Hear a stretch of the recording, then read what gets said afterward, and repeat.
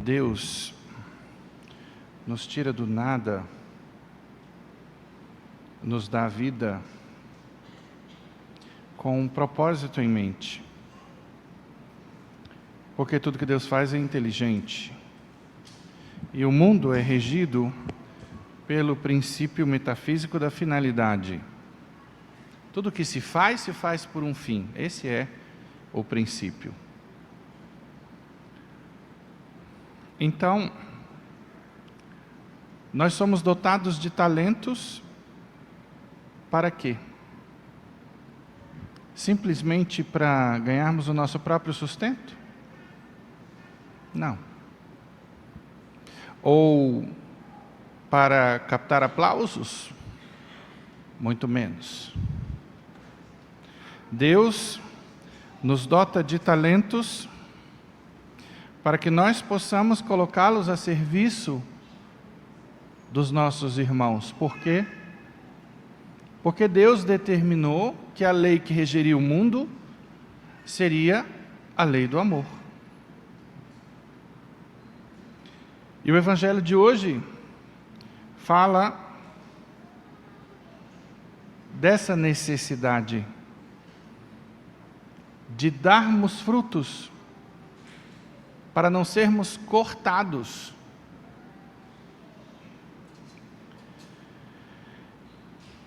Então, meus irmãos,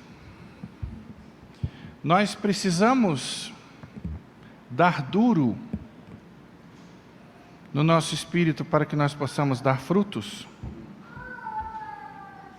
E por isso, existem as práticas quaresmais. Nesse período da quaresma, a igreja nos apresenta na oração, no jejum e na esmola 3 amigos da alma. Eu tive a oportunidade, nesses dias passados, de falar dos inimigos da alma. E agora eu estou falando dos amigos. E hoje, em especial, eu quero falar sobre a esmola.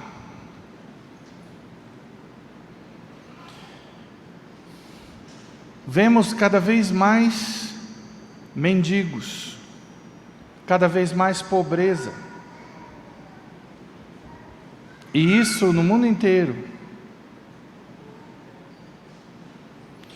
E quantas pessoas não estão aí nos sinais, vendendo pipoca, fazendo apresentações circenses, porque não tem outro modo de ganhar o próprio sustento. Acontece que, na medida em que a gente vai vendo isso o tempo inteiro, é o tempo inteiro alguém pedindo, é o tempo inteiro alguém fazendo um show, é o tempo inteiro alguém botando no meu retrovisor uma pipoca, uma jujuba, sei lá, a gente vai ficando insensível. Como vamos ficando insensíveis também à violência que desfila diante dos nossos olhos constantemente. E nós temos que estar atentos a essa insensibilidade. Por quê? Porque a caridade tem que ser sensível. Então a esmola representa uma forma concreta de socorrer quem se encontra em necessidade e ao mesmo tempo é uma prática ascética para se libertar do apego aos bens terrenos. Vejam que Jesus nos alerta sobre o perigo da idolatria dos bens materiais. E temos que estar atentos, especialmente numa sociedade que é cada vez mais consumista. Nós somos bombardeados constantemente com propagandas para comprar, comprar e comprar. E o ser humano aos poucos vai entendendo, entre aspas, que precisa adquirir cada vez mais bens materiais para ser feliz. O mercado vai criando necessidades que nós não temos. O que diz a palavra de Deus? Não podeis servir a Deus e ao dinheiro. Lucas 16, 13. E sabem por quê? A própria palavra de Deus diz também que a raiz de todos os males é o amor ao dinheiro. Olha para o mundo, olha para o Brasil, quanta corrupção. Pessoas que não precisam, políticos, magistrados, gente que ganha bem, e no entanto fica cega, se perverte. A esmola nos ajuda a vencer esta tentação, educando-nos a partilhar com os necessitados aquilo que por bondade divina possuímos. A esmola faz parte da caridade, que é um conceito mais amplo. Cuidado, não reduzamos a caridade à esmola somente. Por quê? Quantas outras obras não são materiais? Dar um conselho, corrigir os que erram, suportar com paciência os defeitos do próximo. Então eu posso e devo fazer qualquer tipo de caridade na quaresma, mas o convite da igreja é para dar mais atenção à esmola. Segundo o Evangelho, não somos proprietários, mas administradores dos bens que possuímos. Assim sendo, eles não devem ser considerados propriedade exclusiva nossa, mas meios através dos quais o Senhor chama cada um de nós a sermos auxiliares da sua providência junto ao próximo. Quantos pobres não confiariam mais na providência divina se nós não fôssemos mais caridosos materialmente? Como recorda o Catecismo da Igreja Católica, os bens materiais possuem um valor social, exigido pelo princípio do seu destino universal. Isso está no ponto 2403. Dentro dessa ideia de que somos administradores dos bens de Deus, na quaresma o fiel tem que fazer mais caridade material do que já faz. Então esse é o grande convite. Somos convidados a sermos mais generosos do que normalmente somos. É verdade que não existe uma obrigação estrita de dar esmola material, mas nós somos encorajados a praticar a caridade de forma mais intensa e concreta. Afinal de contas, existe um imperativo da santidade. Sede santos como vosso Pai nos céus é santo. Está mandado. O Catecismo da Igreja, no ponto 1438, e os documentos papais, como a encíclica Caritas in Veritate, de Bento XVI, destacam que a quaresma é um tempo de conversão, onde a esmola, junto com o jejum e a oração, é uma forma de renovação espiritual. Esses três pilares são formas de purificação do egoísmo, de modo a abrir mais o coração para Deus e para os outros. É clara no Evangelho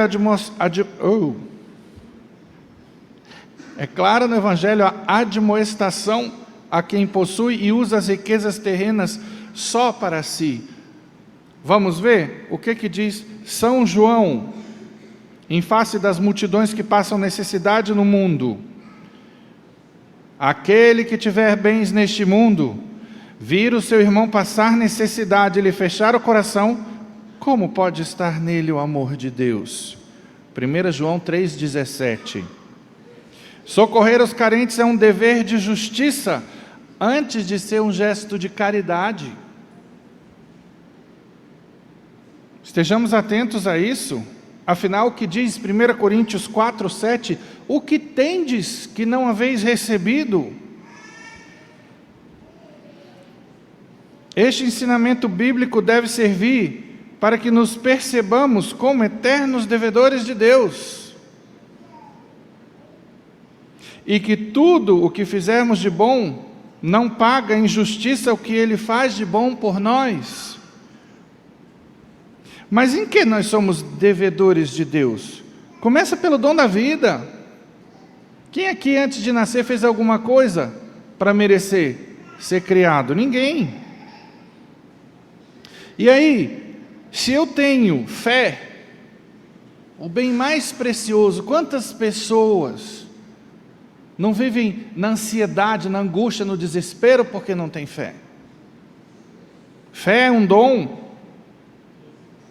Se eu sinto paz interior, quantas pessoas sem paz vivem no pânico, na ansiedade, na depressão? Se eu tenho saúde, quantas pessoas aí nas filas dos hospitais, os 5 sentidos funcionando, eu não estou numa cadeira de rodas, eu não sou cego, eu não sou surdo. Olha quanta coisa. E aí? De repente, eu sou grande privilegiado de Deus, e quantos estão aí esquecidos? Será que é assim? Se Deus é bom? Claro que não. Então por que nós viemos ao mundo numa condição diferenciada?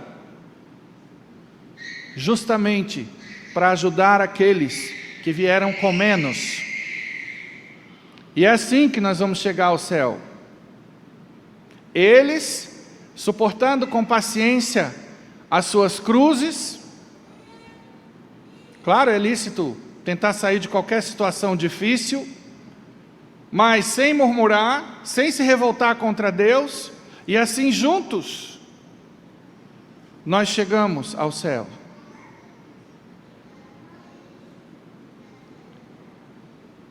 Eu tive um momento na minha vida parecido com o beijo no leproso de São Francisco de Assis, que mudou a vida dele. Isso foi uma graça que Deus me deu. Eu me lembro até hoje, eu estava ali na rodoviária, parado no sinal, e de repente apareceu um mendigo. E aí, naquele momento, eu reparei que o vidro do carro me separava daquele mendigo. E que meu coração também me separava daquele mendigo. E eu comecei a perguntar, meu Deus, o que eu fiz para estar do lado de cá do vidro? E se fosse eu que estivesse do lado de lá? Como eu gostaria de ser tratado? Aí a gente começa a olhar para a vida, nossa, que loteria é. Então aquilo me tocou profundamente. E assim começaram as grandes mudanças na minha vida. Por isso, ter em mente os dons recebidos de Deus deve nos mover à gratidão,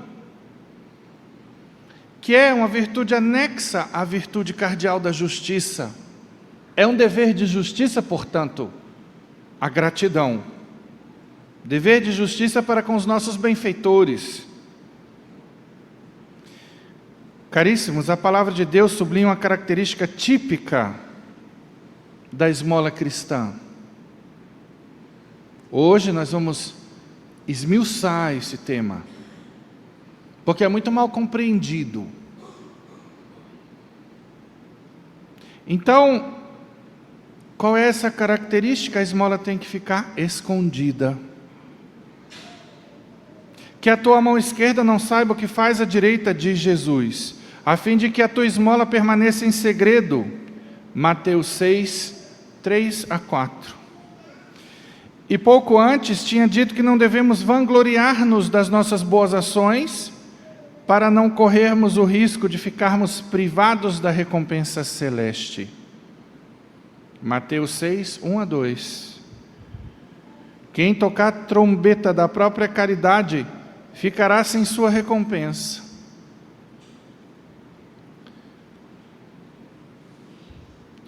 E por isso nós temos que ser discretos.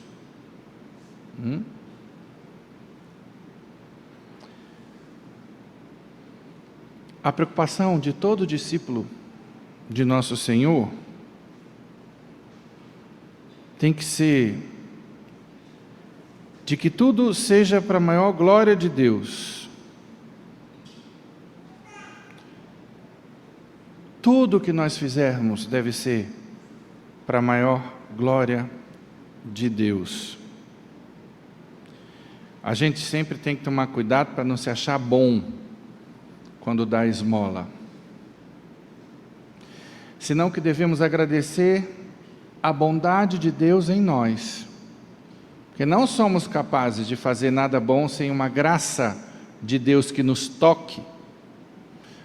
O que nós fazemos, que é meritório, é corresponder a essas graças. E quanto mais correspondemos a essas graças, que existem no sentido da nossa elevação espiritual, no sentido do imperativo da santidade, tanto mais receberemos outras graças. De sorte que somos nós que colocamos limite ao santo, à santa que Deus quer esculpir em cada um de nós. Então aproveitemos todas essas graças, porque assim vamos nos santificando, que é, como eu dizia, como eu tenho dito ultimamente, o nosso grande desafio. Então, muito cuidado, porque é uma tentação, quando a gente está na frente dos outros, querer dar esmola para aparecer. Esse ato se corrompe por causa da intenção torta, por causa da vaidade. E o ato que em si é bom, dar esmola, passa a ser um ato pecaminoso. Entre mim e Deus é um pecado que eu cometo, com uma agravante. Eu estou brilhando em cima da miséria do outro. E isso é muito feio. A Escritura nos ensina que há mais alegria em dar do que em receber. Atos 20, 35. Todas as vezes que por amor de Deus partilhamos os nossos bens com o próximo necessitado, experimentamos que a plenitude de vida provém do amor e tudo nos retorna como bênção sob a forma de paz, satisfação interior e alegria. Todos nós tivemos essa experiência. E temos, sempre que fazemos o bem, a gente se sente bem, a gente sente paz. Eu perdi meu tempo, entre aspas, aconselhando meu amigo, eu fiquei mais pobre, dando esmola, e no entanto eu estou feliz. Meu coração arde. Isso é misterioso. E isso, eu costumo dizer, é a prova de que nós nascemos orientados de fábrica para o amor, para o bem material ou espiritual.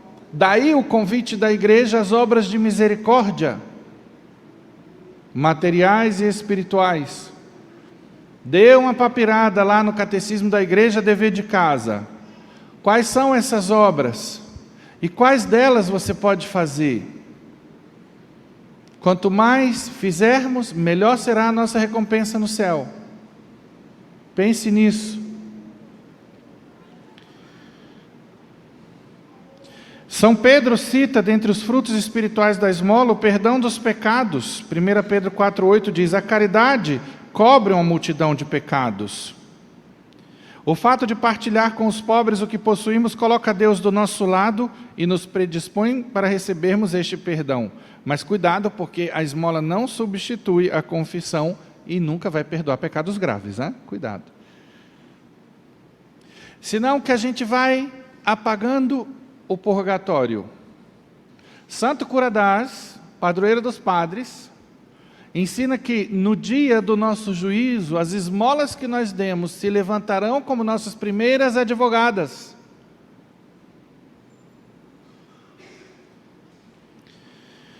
Quantos experimentam o peso do mal praticado e por isso mesmo se sentem longe de Deus, receosos e quase incapazes de recorrer a Ele. A esmola, aproximando-nos dos outros, aproxima-nos de Deus também e pode tornar-se instrumento de autêntica conversão e reconciliação com Ele e com os irmãos por causa desta abertura do coração. Por isso, cuidado com os comentários, olha aí. De que adianta ser tão boa se não reza? E normalmente esse comentário vem de quem? Daquela Carola rezadeira que é avarenta, pense. Ela sente a inveja da outra. E por isso que ela diz isso. É uma maneira de chamar a atenção para si.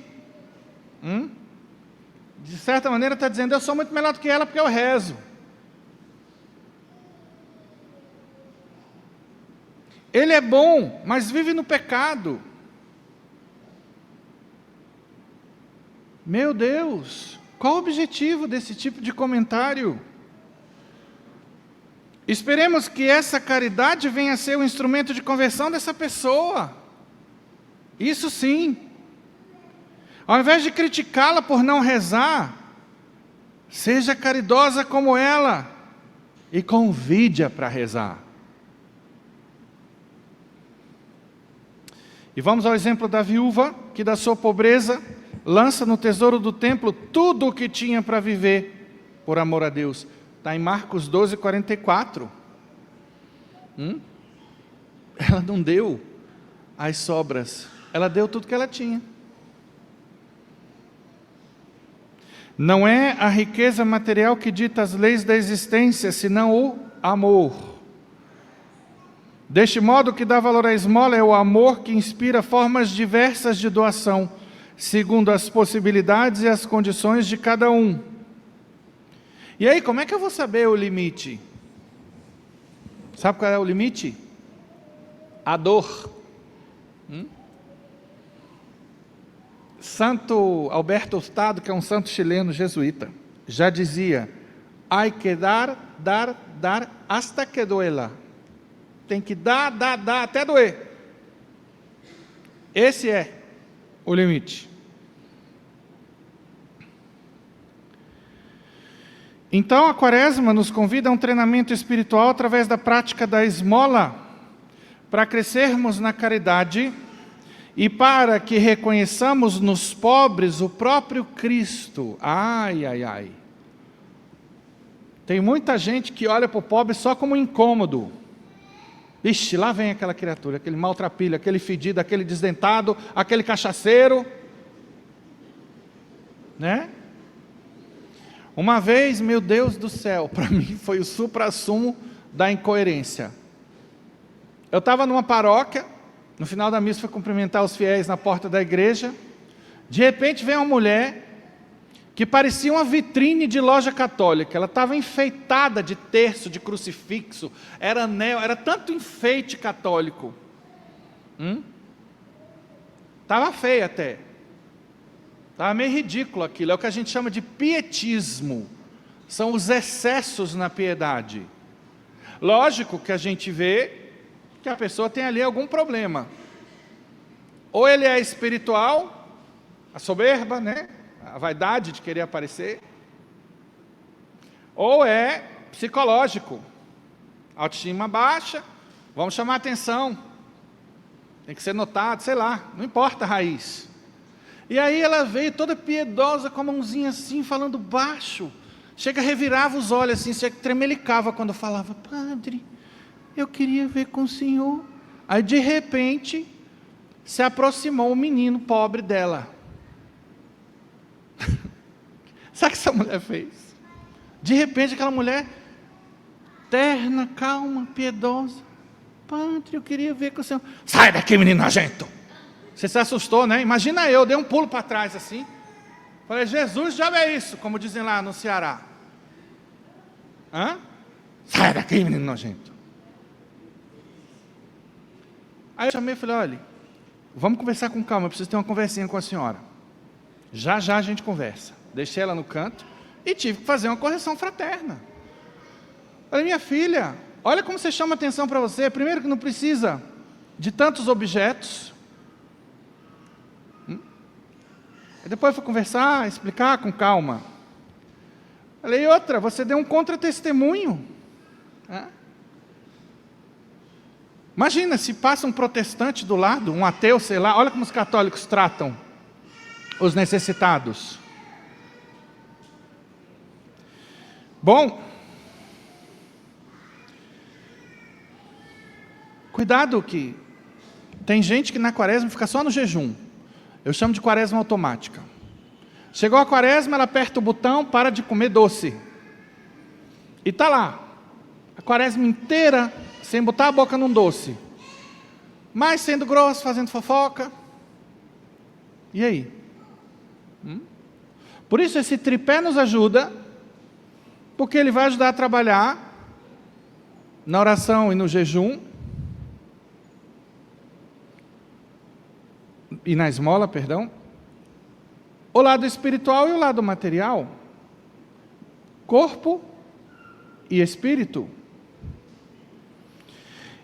E vocês sabiam que São Joaquim e Santa Ana, os pais de Nossa Senhora, de acordo com uma pia tradição, davam 1/3 do que eles ganhavam no templo? Olha o exemplo de dízimo. 1/3 ia para os pobres e eles viviam com o outro terço. Olha que beleza. Olha que exemplo para todos nós. Imagina se ganhassem R$1.800, né? 600 para o templo, 600 para os pobres, 600 para viver. Algumas outras regrinhas. Lembrem-se que a caridade não julga. E aí, na hora da esmola, o que às vezes acontece? Isso aí é um vagabundo, não quer trabalhar. Vamos lá. E se esse camarada aqui não trabalha porque não consegue emprego? E não consegue emprego porque já vem de uma família pobre, não conseguiu estudar. E aí, para não morrer de fome, virou mendigo, está aí agora maltrapilho, fedido. Quem é que dá emprego para um maltrapilho fedido, uma criatura que não tem referência? Tem gente que fala assim, por que não pede para engraxar um sapato, para catar as folhas num jardim? Eu já escutei isso. Vai e pergunta para essa pessoa, você coloca uma pessoa desconhecida na sua casa, sem referência nenhuma, e deixa ela lá catando as folhas? Não, né? Por quê? Porque tem medo, pode ser um ladrão, e aí? Então é fácil falar. E no fundo essas coisas são ditas para justificar a mão de vaca. Vaca girolanda. É isso. Um mecanismo de defesa que a psicologia chama de racionalização. Ninguém consegue se olhar feio no espelho. Não, eu não sou avarento, não. Eu não dou por causa disso. Não. Você não dá, porque esse tipo de desculpa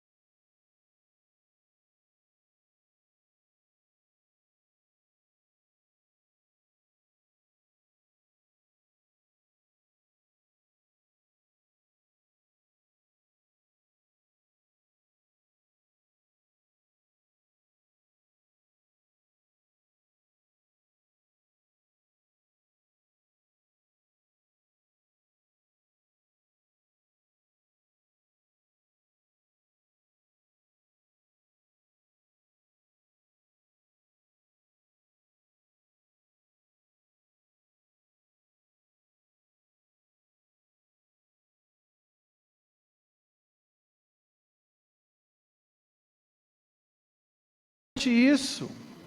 Coitado desse infeliz, bebe para esquecer. das agruras da sua vida. Então, cuidado, porque aqui não se trata de sermos coniventes com o pecado alheio. Não é assim que a gente está fazendo vista grossa ao pecado. Trata-se de um caso de dúvida quanto à conduta de uma pessoa. Como é que eu posso assumir que ele vai pegar esse dinheiro e vai encher a cara de cachaça? É diferente quando já está com a cachaça na mão. E aí é lógico, eu vou procurar saber qual é a necessidade. A necessidade é comida? Eu vou comprar comida, porque eu estou vendo que está com a cachaça na mão. Provavelmente vai comprar outra garrafa. Cuidado que eu também não estou dizendo, deixa coitado beber porque é o analgésico dele, aí de repente a criatura está dando até outra garrafa de cachaça. Não é isso. Então aqui a gente está usando o chamado princípio da presunção da inocência, um princípio sacramentado no direito. As pessoas são boas e honestas até que se prove o contrário. Aqui se trata de aplicar aquilo que Jesus suspira no alto da cruz. Ele está morrendo lá de braços abertos. Olha para aqueles pecadores, aquela multidão naquela sanha. Aqueles que disseram, crucifica-o, soltem Barrabás. Ele diz o quê? Pai, perdoai-os, porque eles não sabem o que fazem. Eu pergunto a vocês, eu meditando sobre essa passagem, será que eles não sabiam? Eu tentando entender isso aí. E cheguei a uma conclusão, eu me permito agora entrar na cabeça de Jesus nesse momento, entendendo a sua bondade, a sua misericórdia. É como se ele dissesse assim, Pai, esse pessoal é tão apegado ao pecado, gosta tanto de dinheiro e de poder, que é claro que ficaram incomodados com o meu discurso, de desapego, de humildade, de procurar os últimos lugares. Então por isso que eles estão querendo me matar para me calar. Porque tudo que eu falei incomodou.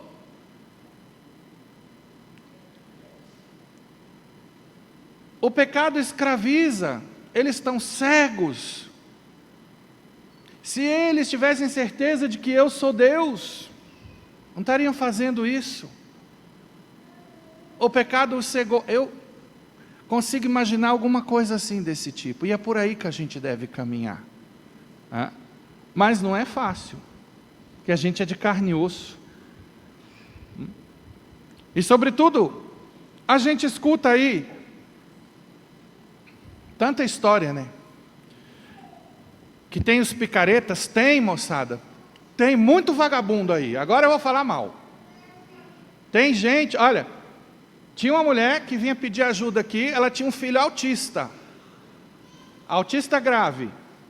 Essa criatura circulava as paróquias do Distrito Federal, mostrando o atestado do filho, ou seja, ela aprovava, fazendo cara de coitada, a cara do gato de botas no Shrek 2.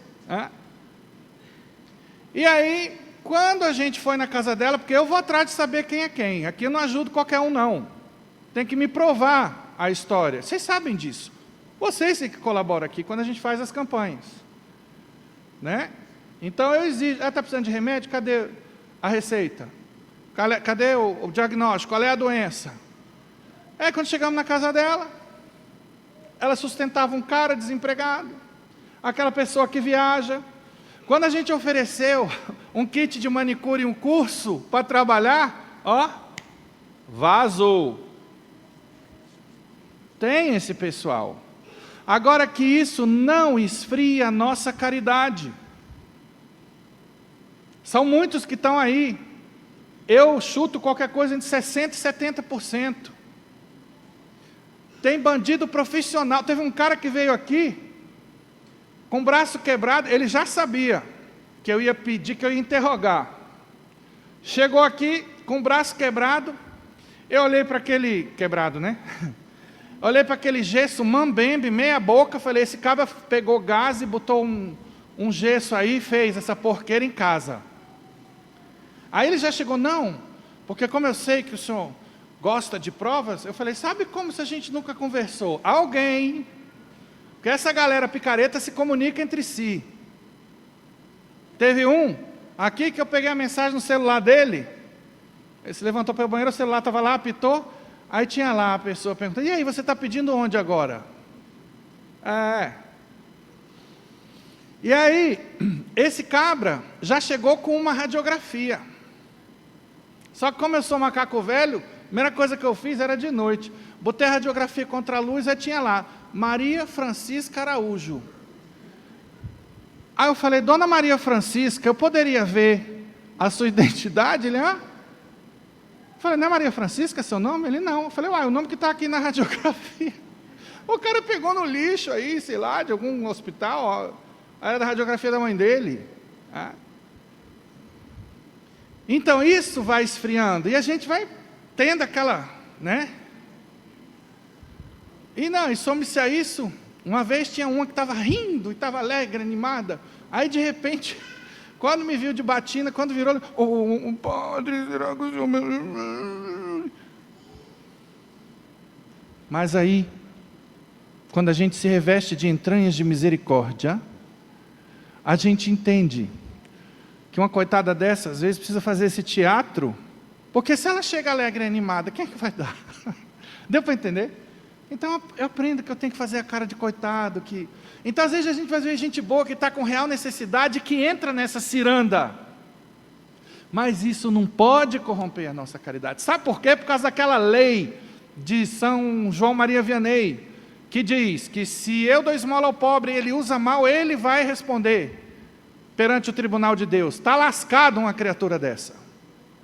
Porque tem pobre que acha que porque é pobre vai para o céu. Vai para o céu se prestar, se for bom, se for honesto. A providência divina não deixa de ajudar o pobre, que é bom que tem uma real necessidade. E muitas vezes eu faço oração e digo, Senhor, eu quero que essa máscara caia, porque eu quero ajudar aqui quem precisa. Então, se o pobre usar mal o dinheiro que você der, ele responde. Agora, se eu não dou esmola para o pobre que me pede aqui, e eu posso dar, quem responde sou eu. E na pior das hipóteses, você deu. Ele vai responder só quando morrer. Mas vai responder. Às vezes você até descobrir aquele cara para quem você deu dinheiro, picareta, eu não te disse, a galera avarenta vai chegar, tá vendo? Por isso que eu não dou. Aí você simplesmente responda, eu fiz a minha parte, minha consciência está tranquila, eu fiz porque eu vejo Cristo no pobre, e eu queria dar bom exemplo. É isso que deve nos mover. Pronto. Então, sejamos prudentes.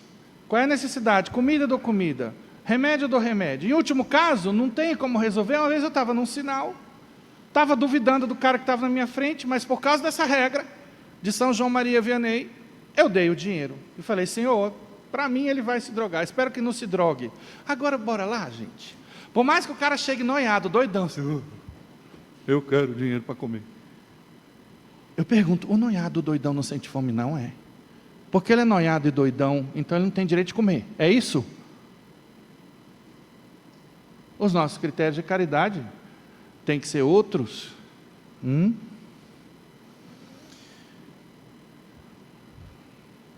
E aí, às vezes a gente vê aquela cena, né? Aconteceu uma vez. Eu não tinha dinheiro, sério, eu não tinha. Eu tinha um bando de moedinhas assim de 5 centavos. Eu sei que elas todas juntas, acho que davam R$1,50. Aí eu até falei, olha, me desculpa, amigo. Eu costumo dar um pouco mais do que isso aí. Falei, tudo que eu tenho é isso, esse bando de moeda. Aí fui, entreguei na mão dele, ele olhou e fez assim, ó. Eu não vou dizer o que ele me mandou fazer com as moedas, né? Porque eu estou numa missa. Aquilo que vocês pensaram, foi. Aí, quando a gente vê, por exemplo, a criatura que ficou com raiva, pegou a comida, eu fui lá, comprei a comida, a criatura foi e jogou no lixo. Eu pergunto, essa criatura não é digna de pena, não? É claro que é. A gente tem que ter pena dessa gente. Misericórdia é isso. Hoje em dia não se fala tanto em inteligência emocional. Então, inteligência emocional não é escolher como eu vou me sentir? É? Então, que tal trocar a raiva pela compaixão? Pela pena? Que sentimento vai lhe tornar mais semelhante a Deus e fazer você se sentir melhor? Não é a compaixão? Pois bem.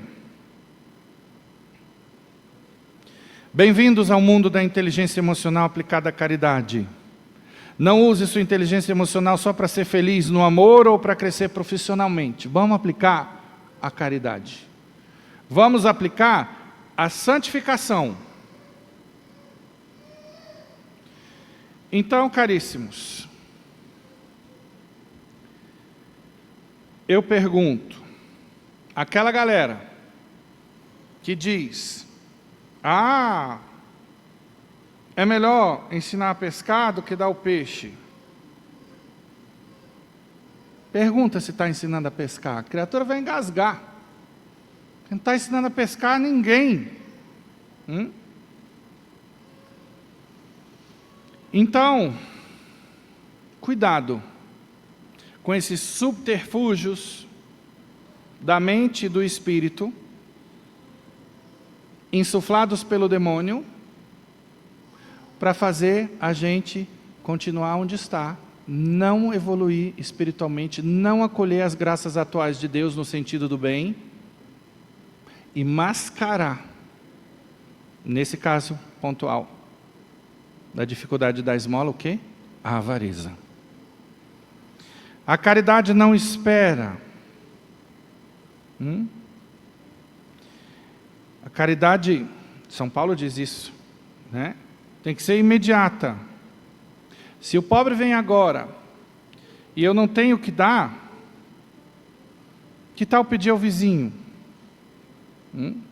É tão bonita essa característica do brasileiro. Uma vez um estrangeiro estava falando para mim, o que é bonito aqui no Brasil é que, por exemplo, lá em Londres, se você chega e pergunta, onde é o museu da Madame Tussauds? A pessoa que sabe vai dizer, é ali. A que não sabe vai dizer, não sei. E continua o caminho dela. Aqui no Brasil, não. Se a pessoa pergunta, onde é que fica a agência dos Correios? Aí o carioca cheio de ginga, meu irmão, eu não sei não, mas espera aí só um minutinho. Ô Pedro, tu sabe onde fica o Correios? Achou ótimo, o Correios. O gringo está querendo o Correios aqui. Aí, espera aí que eu estou indo para lá, eu dou uma carona para ele. O brasileiro é bem assim, né? E aí, isso a gente pode aplicar ao reino da caridade. Uma vez eu estava no Canadá, e aí eu tinha ouvido que lá no Canadá, tipo assim, mendigo quem quer. O governo dá toda uma estrutura, tudo e tal. E aí apareceu um camarada bem apessoado, com um cachorro, até parecido contigo, assim. É sério. Aí, eu falo pela barba, né? Aí chegou pedindo dinheiro, e aí eu pensei, dou, não dou, aqui é mendigo quem quer e tal. Fiquei conversando com minha avareza, que todos nós temos um grauzinho, né? E quando vai para o exterior ainda fica pior, porque é dólar. E aí, estou me confessando aqui publicamente, aquela lutinha que vem, porque sempre tem, né? Aí, lá pelas tantas, lógico, né? O que a gente prega, o que a gente ensina. Criatura você não fala tanto isso, que Deus está vendo, né? Que Ele vai responder perante o tribunal e tal. Aí, beleza. Nesse meio tempo, o cabra sumiu da minha vista. Virou a esquina lá, tinha um tapume. Quando eu fui procurar, desapareceu. E já eu vou dizer para vocês, eu quero saber quem está prestando atenção na homilia, porque como eu sou meio lesado da cabeça, eu posso me esquecer. Você tem que me perguntar. Eu vou contar uma história que aconteceu, sobrenatural, na vida de Santa Faustina, para vocês verem como essas coisas são sérias, tá? Segura aí, pausa, que eu quero ver quem vai levantar a mão para me perguntar. Teste do padre. Vale para ti também, não é porque é criança que eu vou poupar, não. Quero saber se está prestando atenção. Então, o cara sumiu. Aí eu falei, caramba, eu podia dormir sem esse pecado, né? Sem essa omissão. Deixando claro que isso aí não é um pecado grave, tá? Mas é pecado. Porque eu podia dar e não dei. Omissão. Beleza. Quando a gente vai para Hebreus 13, versículos 1 a 2, deixa eu até pegar aqui, porque eu acho mais impactante fazer a leitura diretamente da Bíblia, né? Quem tiver aí o seu aplicativo, vai lá para Hebreus 13, 1 a 2. Conserve-se entre vós a caridade fraterna. Não vos esqueçais da hospitalidade pela qual alguns, sem o saber, hospedaram anjos. Eu já li isso e já falei. Deus fez anjos virarem homens para dar aos homens a oportunidade de serem generosos através da virtude da hospitalidade. Bom, aí, Mateus 25, 35 diz o quê? Quando fizestes algo a um desses pequeninos, foi a mim que o fizestes. Então, os pequeninos são todos. E não é só o pobre, porque a galerinha da teologia da libertação só vê o pobre, né? Não, é o doente, é aquela pessoa difícil, carne de pescoço, ruim.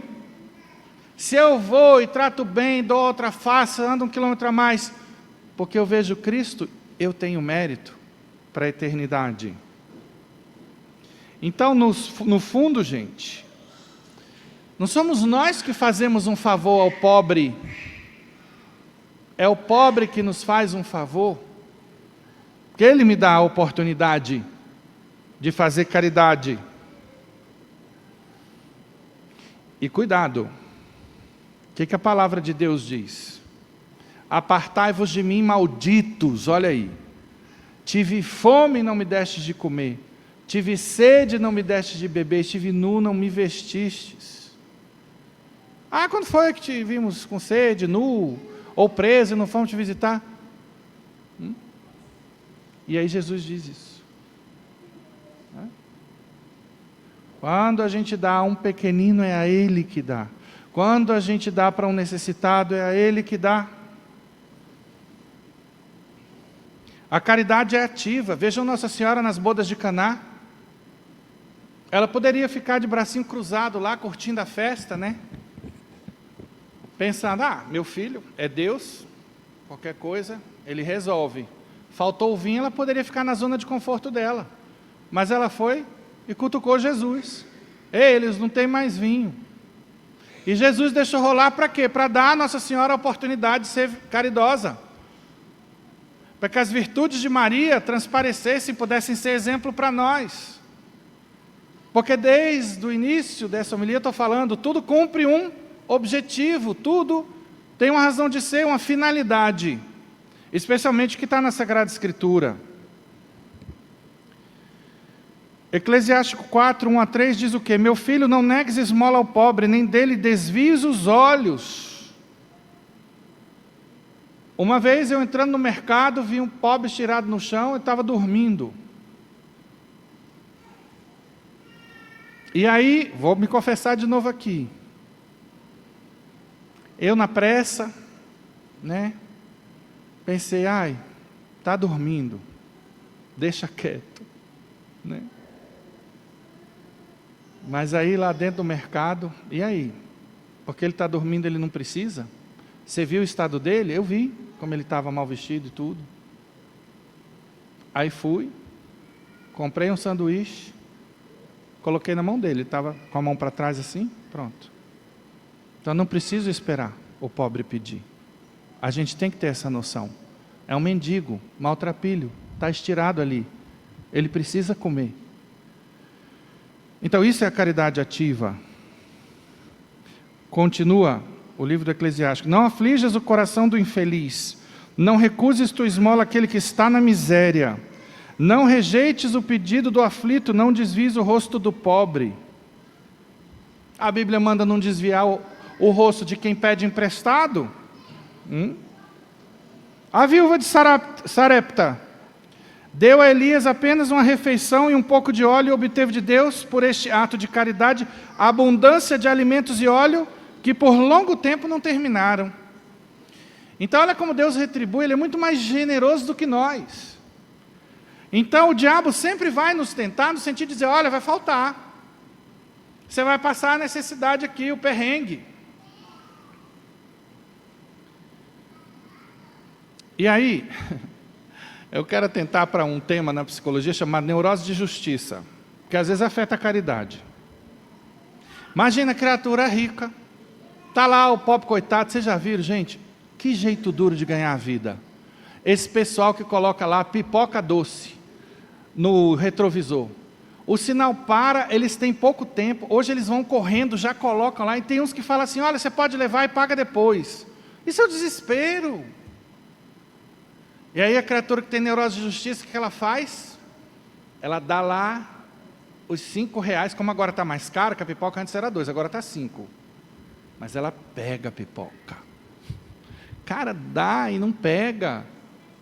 Muitas vezes, ontem mesmo, eu não tinha R$5, eu tinha 2 ali no console, eu tenho até que pegar, que meu console está sem moeda nenhuma. Aí eu falei, meu amigo, não repare, pedi perdão a ele. Você não repare não, eu estou lhe dando aqui porque eu acho bonito o trabalhador que ganha vida honestamente. E outra, vamos dar esmola e abençoar. Sempre que eu dou uma esmola eu falo, Senhor, cuida das necessidades materiais e espirituais deste teu filho, e que no final da vida, ele se salve. Pronto, obra de caridade completa. E aí, quando a gente vai dar comida, ninguém dá pão duro. Você come pão duro? Você come pão duro? Nem o pobre. Você come aquela banana que está toda preta, toda pintada, mole por dentro, você abre, ela está transparente. Nem o pobre. E você, minha irmã, você usa uma calça com fecheclé rasgado? O pobre também não. O que não serve para a gente, não serve para o pobre. Mande para a costureira consertar, para só então dar essa calça. Então, uma vez, eu estava numa sorveteria, aqui em Brasília, e tinha um homem, um pobre, que estava pedindo esmola. Primeira coisa que eu vi que é duríssima, várias pessoas ricas na estica, passando sem dar bom dia e boa tarde. Ou seja, aquele homem invisível. Não façamos isso nunca. Está o panfleteiro lá no sinal. Tá? Por mais que você não vai comprar o apartamento, você está sem grana para apartamento, é propaganda de apartamento, abra a janela, boa tarde, obrigado. Pega e joga no lixo, não custa nada, assim a gente dá dignidade a essas pessoas. Então esse homem foi ignorado. Quando eu cheguei lá, ele pedindo dinheiro porque estava com fome, aí beleza, vamos lá na padaria, cheguei lá na padaria, comprei pão, as coisas de sanduíche. E aí, lá foi a minha mão para o suco capo, que é produzido no inferno. Aí Deus, tira a mão daí. Você toma essa porqueira desse suco? Não, nem o pobre. Tu não fala isso nas homilias? Que história é essa? Aí lá fui eu, eu não tomo refrigerante, vamos para o suco. Aí a mão já ia lá para o Del Valle. Aí o Espírito Santo disse assim, Del Valle não. Você sabe que tem muito mais produto químico aí? Tu toma Del Valle? Não. Então, eu tá bem. Aí fui e peguei o suco de laranja espremido na hora. Beleza, me auto-superei, voltei lá para Saborela. Daqui a pouco, quando eu olho, está ele lá. Aí minha cabeça, a cabeça da gente é bem assim, não é? O que essa criatura está fazendo aqui se eu já dei o que ele estava pedindo? Aí o Espírito Santo disse assim, parece até que você deu assim, mantimentos para um mês. Você se preocupou em perguntar quantos filhos ele tem, de repente esse saco de pão de forma aí nem dá para todo mundo. Aí eu falei, bom, verdade. Ó moçada, eu não tenho visões místicas, não é assim que a pomba do Espírito Santo aparece, coloca as asas na cintura e vem. Não tem isso não, eu não escuto voz, nada disso. São discernimentos, né? O diabo fala por um lado, atiçar a avareza, né, as coisas ruins que a gente tem, e o Espírito Santo fala por outro. E a gente escolhe quem que a gente vai escutar. Aí beleza, quando eu vi, estava aquele homem de novo lá, e aí tranquilo. E aí o Espírito Santo veio e falou assim: você já parou para pensar que ele pode estar querendo um sorvete? Aí quase que eu falei assim: acabei de gastar uma grana lá, na padaria. Falei: tá bom, é isso mesmo. Tem razão. Aí eu perguntei para ele: o senhor aceita um sorvete? Aí ele: sim. Aí beleza, lá foi eu comprar o sorvete. E de repente eu vejo meu corpão. Alguém tem dúvida que isso aqui é um corpão? Tentando esconder a cuba do sorvete de pistache, que era mais caro. Aí o Espírito Santo falou: sai daí, deixa ele escolher. Eu falei: qual que o senhor quer? Aí eu já pensando naquele dedo que ia apontar para pistache, eu falei: Senhor, é justo, dá um soco. Ele foi e pediu lá outro sabor. Então, gente, é isso. E sabe como terminou essa história? E eu agradeço a Deus, porque esse dia foi uma enxurrada do Espírito Santo na minha vida. Entendeu? E eu vi o quanto que eu tinha que andar ainda nesse campo da caridade. Terminou, ele comendo lá o sorvetinho dele. Aí você vai ficar sozinho nessa mesa, chama ele para sentar com você. Quando eu sentei, já veio um funcionário lá da sorveteria. Aí eu: não, ele está comigo. Ele é meu convidado, vai sentar comigo aqui. É assim que trata os pobres, né? E depois a gente quer ir para o céu. Veja que a esmola aumenta o nosso poder de barganha com Deus. Santo Agostinho já dizia: quer que a tua oração chegue até Deus? Coloque 2 asas nela: o jejum e a esmola. Então vamos sempre dar com um sorriso, abençoando, como eu disse, quem pediu, porque a esmola de má vontade humilha o pobre e não tem valor para Deus. E aí, eu termino com essa história de Santa Faustina. Está lá no diário, no número 1312. Hoje veio à portaria um jovem pobre. Esse miserável jovem, com as vestes terrivelmente rasgadas, descalço e de cabeça descoberta, todo a tiritar, porque o dia todo estava chuvoso e frio, estava ali pedindo comida. Pediu algo quente para comer. Fui à cozinha e nada encontrei para os pobres, mas depois de procurar melhor, achei um pouco de sopa, que esquentei, ajuntei um pedaço de pão e ofereci ao pobre, que a tomou. No momento em que ele estava entregando o prato, permitiu-me conhecer que era o Senhor do céu e da terra. Logo que vi que ele era Jesus, desapareceu diante dos meus olhos. Arrepiou?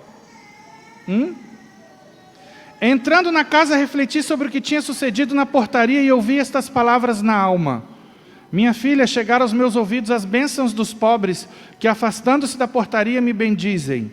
E gostei dessa tua caridade nos limites da obediência, e por isso desço do trono para saborear o fruto da tua misericórdia.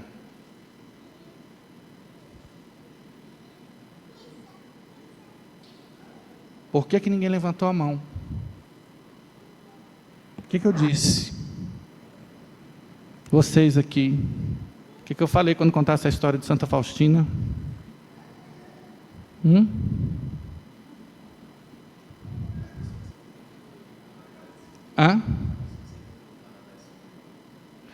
Exatamente. Você estava prestando atenção na homilia. Muito bem. No Canadá, o homem não desapareceu. Quando eu virei a esquina, eu fui catar. Tinha um buraco, não tinha porta, não tinha lugar nenhum. Eu quase que olhei para cima para ver se ele tinha sido abduzido por um disco voador, sei lá. Falei: Jesus, cadê o homem que estava aqui? Ele sumiu, porque eu tenho certeza, eu que acredito nessas coisas, no anjo, que na realidade é um homem, aliás, é o contrário, né? No homem, que na realidade é um anjo que Deus permitiu se materializar. Vocês viram na Epístola aos Hebreus? que aquele homem foi testar a minha caridade, a minha rapidez no gatilho. E eu falhei. Então, que esse período quaresmal se caracterize por um esforço pessoal e comunitário de adesão a Cristo, para sermos testemunhas do seu amor. E vamos olhar para os que estão mais próximos, o porteiro, a empregada, aquele familiar pobre, e fazer algo significativo. Porque não existe só o que está pedindo esmola no sinal, tem esses aí que estão mais próximos de nós. E que essas iniciativas não se restringam somente à Quaresma e ao Natal. Louvado seja nosso Senhor Jesus Cristo.